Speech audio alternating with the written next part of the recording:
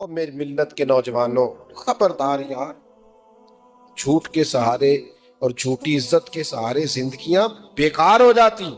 اپنی زندگی کے اندر یہ طاقت پیدا کرو کہ تمہیں سچ بولنا ہے، تمہیں حق کہنا ہے، حق کے لیے کھڑا ہونا ہے، حق کے لیے استقامت طبیعت میں پیدا ہو، اس رستے میں صبر کا، شعور کا اور شعوری پختگی کا اور بالیدگی کا تمہیں مظاہرہ کرنا آتا ہو، تمہاری طبیعت کے اندر وہ خاص مزاج ہو کہ لوگ تمہاری سچائی کے دیوانے ہوں۔ دو ٹوک بات کرنا جن لوگوں کا مزاج ہوتا ہے وہی تو حسینی ہوتے ہیں۔ ان کا لبو لہجہ تو یہ ہوتا ہے کہ وہ ہمیشہ حق کی بات کرتے ہیں، دو جملے کہتے ہیں پر بالکل کھرے سچے اور ناپ تول کر، اور پھر وقتی طور پر اگر آپ کو لگے بھی کہ باطل غالب آ گیا ہے تو میرے بھائی یاد رکھنا، باطل غالب نہیں آتا، گیدڑ جتنے مرضی اکٹھے ہو جائے شیر ایک ہی کافی ہوتا ہے۔ تو بظاہر تھوڑی دیر کے لیے سیاست چمک گئی، شیروں والی جو زندگی ہوتی ہے نا، شیروں والی، اور یہ حق چلتا ہے اور باطل بھی سامنے آتا ہے، آتے رہتے ہیں لوگ، ہوتا رہے۔ اور میں آپ کو اگر سمجھا پایا ہوں تو حق کی لذت لینا سیکھیں، سچ کا مزہ لینا سیکھیں، اس رستے میں تھوڑی رکاوٹ برداشت کرنی سیکھیں۔ حضرت ابو ذر غفاری،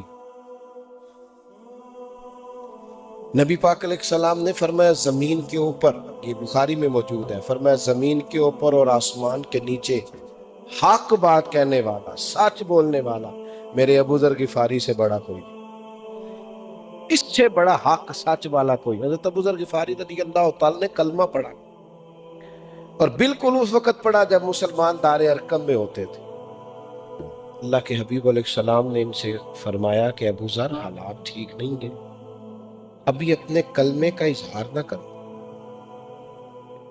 حضرت ابو ذر غفاری کہنے لگے یا رسول اللہ ابھی تو آپ نے فرمایا کسی ملامت کرنے والے کی پرواہ نہیں کریں۔ حضور میں نہ ان مشرکوں کے بیچ جا کے اپنے رب کی توحید کا اعلان کروں، ان کافروں کے بیچ کھڑے ہو کے میں کہوں گا کہ لا الہ الا اللہ، لا الہ الا اللہ، لا الہ الا اللہ، ان کے بیچ کھڑے ہو کے میں کہوں گا اللہ کے سوا کوئی عبادت کے لائق، میں کہوں گا کر لے جو کرنا ہے۔ مجمع کفر کا، کثرت کافروں کی، حالات یہ ہیں کہ مسلمان ایک گھر میں چھپ کر بظاہر دین سکھا رہے ہیں، جناب ابو ذر غفاری میدان میں آ گئے۔ یہ حق کے رستے میں جو زخم لگتے ہیں نا، ان زخموں کی لذت بڑی بہترین ہوتی ہے، یہ ایک خاص ذائقہ ہے، زخموں کا بھی مزہ ہوتا ہے، پتہ ہے آپ کو؟ کبھی زخم ٹھیک ہونے پہ آئے تو اسے چھیڑ کے دیکھو، اس میں بھی ایک لذت ہوتی ہے، زخموں میں ایک مزہ ہوتا ہے۔ اور یہ جو زخم حق کے رستے پہ لگتے ہیں نا، حق کے رستے پہ، ان زخموں میں لذت ہے، ذائقہ ہے۔ یہ جو تانے حق کی راہ میں آپ کو ملتے ہیں نا، یہ آپ کی نیند ضائع نہیں کرتے، یہ آپ کی نیند کو بہتر کرتے، تسلی اور سکون کی نیند آتی۔ ہم نے جتنے تانے سہے ذات کے لیے سہے، کاروبار کے لیے سہے، حق کے راستے میں جو تانے لگتے ہیں ان کا تو مزہ ہی بڑا ہے۔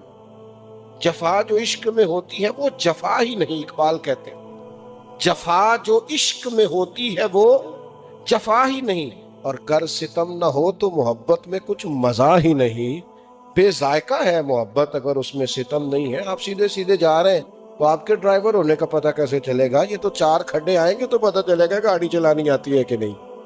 یہ تو میرے بھائی کہیں رش ملے گا تو اندازہ ہوگا کہ آپ کو رش سے نکلنا آتا ہے کہ نہیں۔ حضرت ابو ذر غفاری رضی اللہ تعالیٰ عنہ بیچ کھڑے ہو کے مشرک اور کافروں کے کہنے لگے لا الہ الا اللہ، لا الہ محمد رسول اللہ صلی اللہ علیہ وسلم۔ انہوں نے وہی کیا جنہوں نے کرنا تھا، انہوں نے پکڑ کے مارا، بڑا شدید مارا۔ حضرت عباس رضی اللہ تعالیٰ عنہ جناب نبی رحمت صلی اللہ علیہ وسلم کے چچا جان، ابھی انہوں نے اپنے کلمے کا اعلان نہیں کیا تھا، وہ آئے جناب ابو ذر غفاری کے اوپر لیٹ گئے، کہنے لگے پاگل ہو گئے، تم جب ملک شام کی طرف تجارت کرنے جاتے ہو تو بنو غفار قبیلے سے گزر کے جاتے ہو، یہ بنو غفار قبیلے کا آدمی ہے، اس طرح زد و کوب کرو گے تو اپنی تجارت تباہ کر بیٹھو گے، شرم کرو۔ انہوں نے جناب ابو ذر کو چھوڑ دیا، کہا کل نہ آنا اور ماریں گے، آج کے بعد بات نہ کرنا۔ اور میں نے کہا زخموں کا بھی مزہ ہوتا ہے، ان کی بھی لذت ہوتی ہے، کیا کریں، اس رستے کا بھی بڑا ذائقہ ہے۔ زخم پہ زخم کھا کے جی، اور خون نے جگر کے گھونٹ پی، اور پھر آہ نہ کر لبوں کو سی، پھر آہ نہ کر لبوں کو سی، کیوں؟ یہ عشق ہے کو دل لگی نہیں۔ حضرت ابو ذر غفاری رضی اللہ تعالیٰ عنہ نے رات بڑی مشکل سے گزاری۔ وہ ٹائم آیا عصر کے قریب کا ٹائم، جب کافر ٹولیاں بنا کے بیٹھتے تھے، پھر آ گئے اور آ کے پھر کہنے لگے لا الہ الا اللہ، لا الہ الا اللہ، لا الہ الا اللہ۔ انہوں نے پھر مارنا شروع کیا، زور زور سے مار رہے ہیں، اور جناب ابو ذر غفاری کہہ رہے ہیں لا الہ الا اللہ۔ مار کھائی راہ خدا میں، پر حق حق ہوتا ہے، اس کا اپنا ذائقہ ہے، سچائی کی ایک لذت ہے۔ یہ دیکھو سچے لوگ، انہوں نے پھر مارا، حضرت عباس پھر آئے، انہوں نے پھر چھڑایا۔ نبی کریم کو پتہ چلا نا بار بار مار کھاتے ہیں، تو حضور فرمانے لگے آسمان کے نیچے اور زمین کے اوپر اس سے زیادہ حق کہنے والا بندہ کوئی نہیں، جو حق کہتا ہے اور مار کھاتا ہے، حق کہتا ہے اور مار کھاتا ہے۔ کچھ لوگ ایسے ہوتے ہیں جو سچ کا سامنا کرنے کی طاقت نہیں رکھتے۔ اور ایک اور بات یاد رکھنا، خوشبو خوشبو ہوتی ہے، اس کا پوری طرح بھی کوئی گلا دبا دے تو خوشبو آنا بند نہیں کرتی، خوشبو بہرحال آ جاتی ہے، اس کی ایک اپنی طاقت ہے۔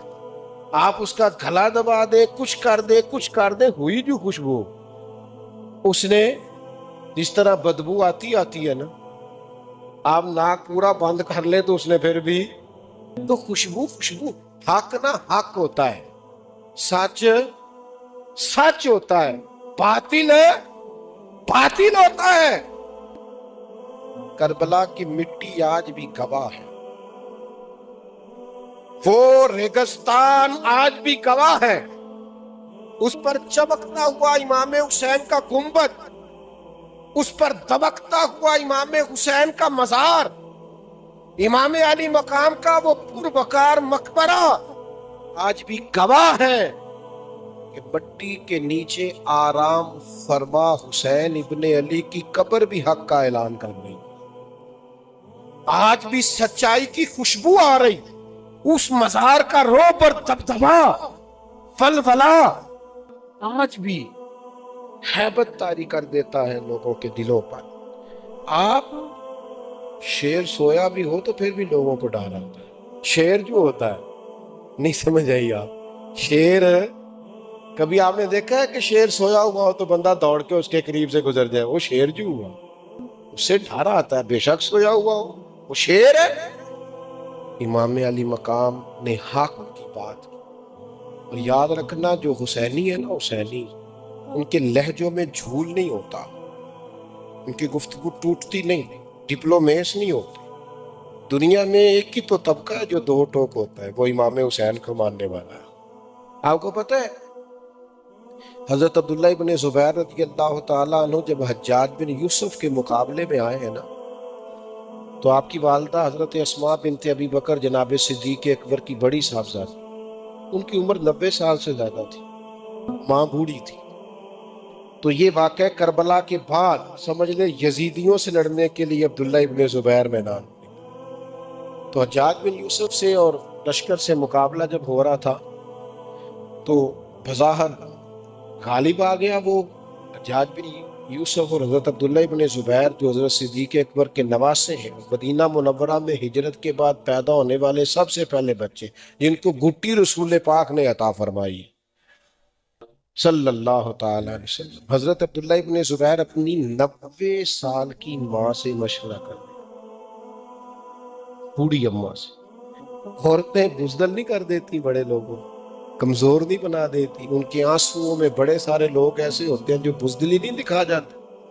اپنی 90 سال کی ماں سے مشورہ کرتے ہیں، کہتے ہیں اماں میرے کچھ دوست شہید ہو گئے ہیں، کچھ پیچھے ہٹ گئے، پسپا ہو گئے، اب مجھے بتاؤ میں کیا کرنا ہے؟ تو حضرت اسماء کہنے لگے پتر باقی ساری باتیں بعد میں بتاؤں گی، پہلے یہ بتا تو ہے حق پہ؟ تو کہا اماں میں حق پہ ہوں۔ فرمایا پتر پھر تلوار پکڑ اور میدان میں نکل، اور یہ نہ سوچ کہ میرے ساتھ کوئی ہے کہ نہیں، حق اکیلا بھی ہو تو کافی ہوتا ہے، ایک شخص بھی ہو نا حق کہنے والا تو کافی ہوتا ہے، تو میدان میں جا۔ حضرت عبداللہ ابن زبیر کہنے لگے اماں میرا دشمن بڑا سخت دل ہے، بڑا خونخوار ہے، بڑا درندہ مزاج ہے، وہ صرف قتل نہیں کرتے، ٹکڑے کر دیتے ہیں وجود کے، تو بوڑھی ہے، تیرے بڑھاپے کا خیال ہے، تو کیسے سہے گی؟ گردن کاٹ دیتے ہیں، آنکھیں نکال دیتے ہیں، ناک کاٹ ڈالتے ہیں، اماں تو کیسے سہے گی؟ تو دیکھو بوڑھی ماں کا جملہ، کہنے لگی پتر بکرے کو صرف ذبح ہوتے وقت تکلیف ہوتی ہے، پھر کھال اتارے تو کوئی درد نہیں ہو، پھر اس کے ٹکڑے ٹکڑے کرے تو اسے تکلیف نہیں ہوتی، درد ایک ہی ہے، جان نکلتے وقت جا میرا پتر میدان میں نکل، میں شہید کی ماں بن کے جینا پسند کروں گا۔ احقاق حق کا یہ نور ہے جو بوڑھوں کو جوان کر دیتا، جو بیماروں کو تندرست کر دیتا ہے۔ حضرت عبداللہ ابن زبیر میدان میں نکلے، شہید ہو گئے۔ حجاج بن یوسف نے مکہ معظمہ کے چوک میں ان کی مقدس لاش کو لٹکا دیا، کئی دنوں تک ان کا جسم مبارک وہاں لٹکا رہا چوک میں، لیکن لوگ کہتے ہیں اتنے دن بیت گئے تھے پر جب بھی کوئی گزرتا تھا خوشبو کے حلے ہی آتے۔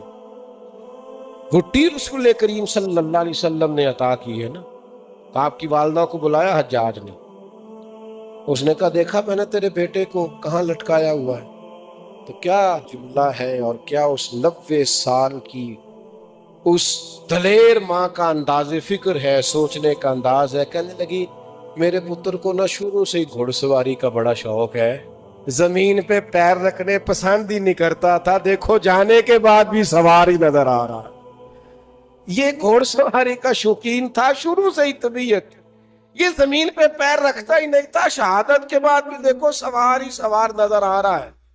حجاج ماں کا جواب سن کے اس طرح کا لہجہ ہو گیا کہ جنگوں میں کبھی اس کا چہرہ اتنا نہیں اترا تھا جتنا حضرت اسماء کی بات سن کے اتر گیا۔ کبھی کبھی نا آپ کو حق کے لیے، ایک بزرگ تھے ابراہیم بن یزید نخعی، انہوں نے حجاج کے خلاف فتویٰ دیا بڑا ظالم ہے، حجاج نے بندے بھیجے جو گرفتار کر کے، لیکن بندے گرفتار کرنے گئے تو وہ آ کے پوچھا ایک شخص سے کہ تم کون ہو؟ ابراہیم میرا نام، والد کا نام ابراہیم بن یزید نام، لیکن وہ ابراہیم بن یزید نخعی نہیں تھے، ابراہیم بن یزید تیمی تھے۔ گرفتار کر لائے، لا کے مارے، برا حال کر دیا۔ ان کی والدہ کو پتا چلا تو وہ آئی کہ کہا بیٹا یہ تم نے کچھ جرم کیا ہے؟ کہا اماں جو ہمارے محدث نہیں بہت بڑے، شیخ نہیں، ولی نہیں، درویش نہیں، عالم نہیں، ابراہیم بن یزید نخعی، ان کو گرفتار کر دیا، مجھے وہ سمجھ کے لے، اور اس طرح حالت ہو گئی کہ ماں نے جب پہلی دفعہ جیل میں بیٹا دیکھا تو پہچان نہیں سکی، تو کہا بیٹا تم نے پھر بتایا نہیں کہ تم وہ نہیں ہو؟ کہنے لگے اماں میرا وجود زیادہ قیمتی نہیں، اس ولی کا وجود زیادہ قیمتی ہے، میں نے اس کے حصے کی مار سینے پہ صحیح ہے، میرا رب اجر دینے والا ہے، لیکن ان کا قلم چلتا ہے، وہ گفتگو کرتے ہیں، لوگوں کے دلوں کو دھو ڈالتے ہیں، وہ سوسائٹی میں رہیں گے تو سوسائٹی کی نبض ٹھیک چلے گی، ماحول درست رہے گا، ان کی قلم سے ان کی زبان سے معاشرہ سنورتا رہے گا۔ مجھے نخعی کے حصے کی مار کھانے دے، تو بتا تو کیا کہتی ہے؟ تو اماں کہنے لگی پتر پہلے تو میرا بیٹا تھا، اب تم میرے لیے تو باعث فخر بن گیا، تم نے ظلم سہا ہے، حق کے ساتھ تو کھڑا ہو گیا ہے، اور حق کہنے والے کا عالم کے حصے کی تو نے مار کھائی ہے۔ اتنی زد و کوب کیا کہ جیل میں آپ کا انتقال ہو گیا۔ حجاج بن یوسف کلمہ تو پڑھتا ہی تھا نا، ظاہر تو مسلمان ہی کہلاتا تھا نا، رات کو اس نے خواب دیکھی کہ آج کسی جنتی کا انتقال، کہنے لگا تلاش کرو ڈھونڈو کون گیا ہے. سارا ڈھونڈنے کے بعد انہوں نے کہا جیل میں وہ جس کو تیرے سپاہیوں نے مارا ہے وہی گیا ہے, اس کے علاوہ تو کسی کا انتقال نہیں ہوا.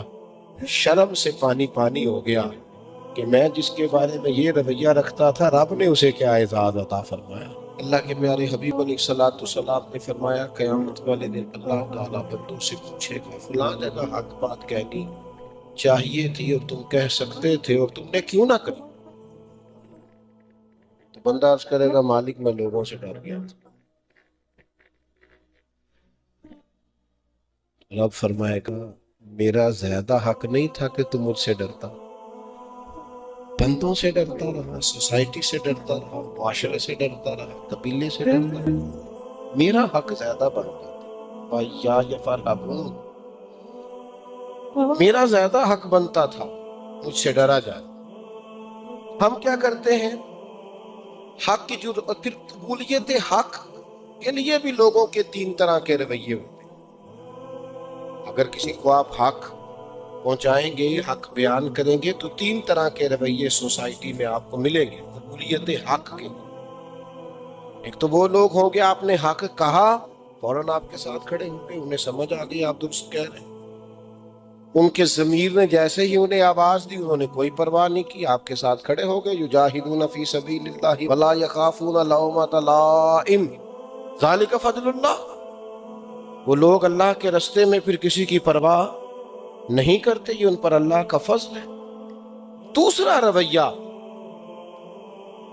لوگوں کا یہ ہوتا ہے کہ وہ حق کو سمجھ تو جاتے ہیں, پتہ تو چل جاتا ہے, ضمیر تسلیم بھی کر جاتا ہے, پر قبول کرنے کی طاقت اور جرأت, پتہ ہوتا ہے کہ بات ٹھیک ہے لیکن بزدل ہوتے ہیں, لیکن ڈرتے ہیں. سمجھ تو ابو جہل کو بھی آ گئی تھی رسول پاک سچے, مانتے تو یہ بھی تھے عتبہ عتیبہ شیبہ اخنس بن شریک بھی کہ جو فرماتے ہیں ٹھیک فرماتے, لیکن جرأت نہیں تھی کہ اپنی سرداری چھوڑ دیں, جرأت نہیں تھی کہ تھوڑا سا جھکیں اور دین کو قبول کریں.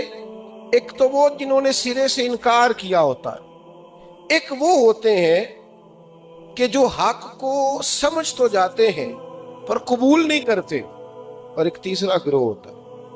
یہ وہ لوگ ہوتے ہیں کہ جن کے سامنے جب حق آتا ہے نا تو بجائے قبول کرنے کے یہ حق کو باطل ثابت کرنا شروع کر دیتے. یہ فن بنا لیتے ہیں جھوٹ بولنا, ان کا جھوٹ بکتا ہے. یہ ماحول اس طرح کا بنا دیتے ہیں کہ لوگ ان کے جھوٹ کی قیمت انہیں دینے لگتے ہیں. یہ اس طرح کا ماحول بنا دیتے ہیں کہ سچے لوگ ڈرتے ہیں کہ یار یہ حد ہو گئی, اب میں سچ بولوں گا تو کیا بنے گا. یہ جھوٹ اتنا معاشرے اور سوسائٹی میں پھیلا دیتے ہیں کہ بڑے سارے سچے لوگوں کے لیے آزمائش کھڑی ہو جاتی ہے. یہ بنا کر پیش کر دیتے ہیں. آپ یقین کریں بعض اوقات بعض چیزوں پر حیرت ہوتی. اب سارے لوگ اگر جھوٹ بول رہے ہیں تو ایک بندہ سچ بولتا ہے تو وہ دیوانہ لگتا ہے. اب ہر آدمی اگر کسی چکر میں الجھا ہوا ہے تو کسی ایک نے دعویٰ کر دیا کہ میں یہ کام نہیں کرتا تو وہ آدمی محسوس ہوتا ہے کہ شاید بناوٹ کر رہا ہے, کوئی تصنع کا مظاہرہ کر رہا ہے, شاید یہ آدمی کو دکھلاوا کر رہا ہے, وہ تھوڑا انوکھا لگتا ہے. جب میرے بھائی لوگ ملاوٹ والی چیزوں کے عادی ہو جائے نا تو پھر خالص چیزوں سے معدے خراب ہو جایا کرتے ہیں, پھر خالص چیزیں پیٹ خراب کر دیتی ہیں. عادت ہو گئی ہے نا, قبول نہیں کر رہا معدہ, عادت ہو گئی ملاوٹ والی چیزوں. تو یاد رکھیے گا کہ حق جب آتا ہے تو پھر وہ حسین ابن علی کی طرح بن سور کے میدان میں کھڑا ہو جاتا ہے. پھر سارے لوگ آ جائیں, پھر مخالفت کریں, جو مرضی ہو, پھر حق حق ہے, اور اس کی جرأت پیدا کریں, اس کی طاقت پیدا کریں. اور میں آپ سے عرض کروں حق کہنے کا مزہ یہ تب آتا ہے جب آپ امام حسین کی طرح میدان میں تنے تنہا, جب ماحول سارا آپ کے سامنے بظاہر آپ کے حق میں نہ ہو, آپ بچوں کے ساتھ موجود ہو, آپ کو سفر درپیش ہو, آپ کو بظاہر غربت کا سامنا, اسی ماحول میں تو سچ کہنے کا مزہ آتا ہے. اقبال فرماتے ہیں ہوا کو تند و تیز ہے لیکن چراغ اپنا جلا رہا ہے, وہ مرد درویش حق نے جس کو عطا کیے ہیں انداز خوش روانہ.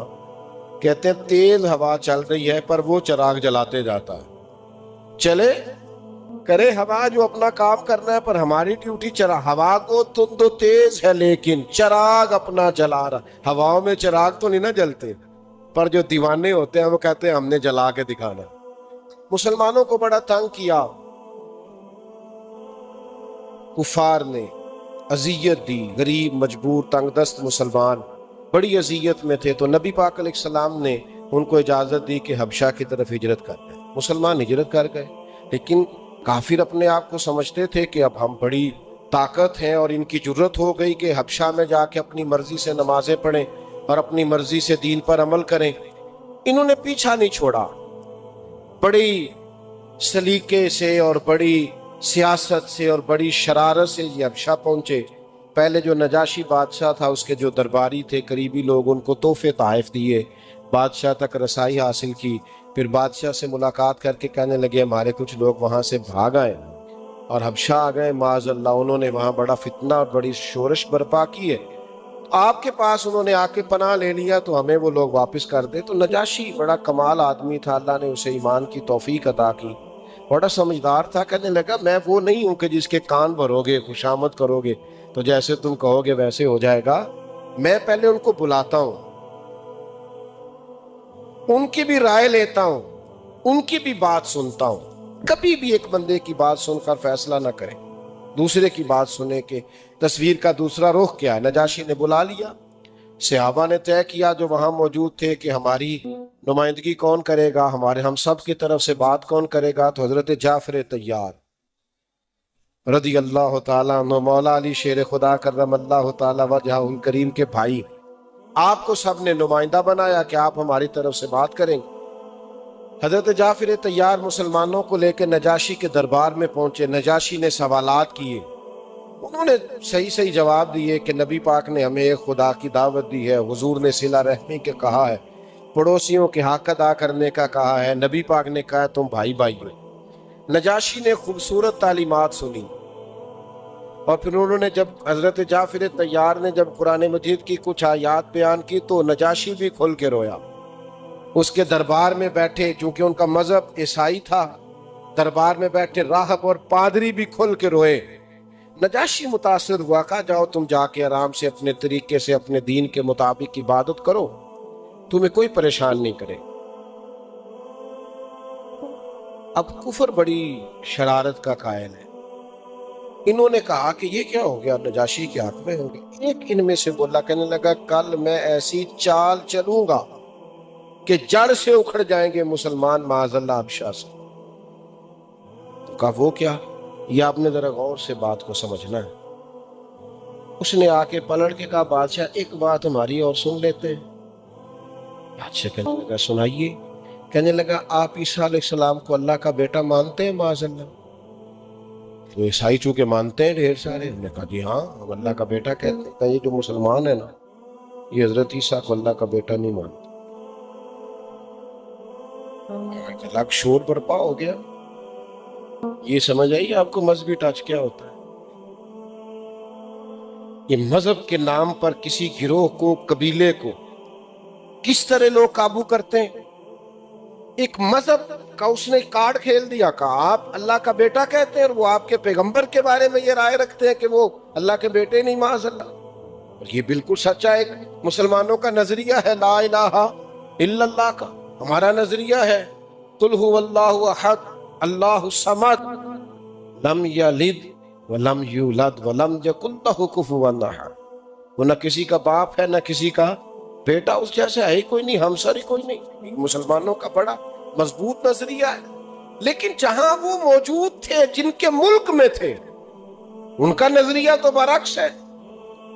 آپ ان کے نظریے سے ٹکرائیں اور وہ طاقت میں بھی ہوں اور اسلام ابھی بظاہر پاور میں بھی نہ ہو اور حق بات کہنے کا موقع آ گیا. اگلے دن بادشاہ نے کہا دوبارہ بلاؤ، یہ ہمارے مذہب کے بارے میں کیا نظریہ رکھتے ہیں. اب صحابہ پریشان ہوئے کہ آپ کو بلایا. تو چلتے چلتے کچھ نہ کچھ خبر ان کو پہنچ گئی کہ جناب عیسیٰ کے بارے میں بات ہو، قربان جائے. اب مشاورت ہوئی کرنا کیا ہے، تو بیک زبان میرے محبوب کے صحابہ کی حق گوئی۔